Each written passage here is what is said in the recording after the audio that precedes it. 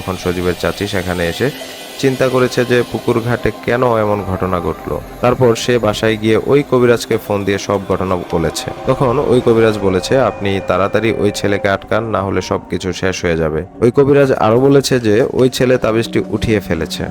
তখন সজীবের চাচি বলল, এটা কিভাবে সম্ভব?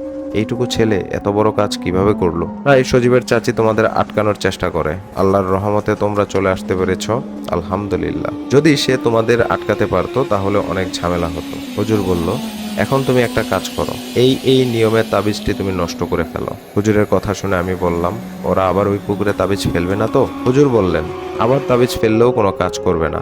আমি আমার হুজুরের কথা মতো সব কাজ শেষ করে পরের দিন আমার বাসায় চলে আসলাম। দেখতে দেখতে প্রায় 3 মাস কেটে গেল। সবকিছু ঠিকঠাক মতোই চলছিল। এদিকেও আমি হুজুরের কাছ থেকে শিক্ষা গ্রহণ শেষ করে একটি মসজিদে ইমামতির চাকরি নিয়েছি। কিছুদিন পর সজীব আমাদের বাসায় বেড়াতে আসলো। আমরা দুই ভাই মিলে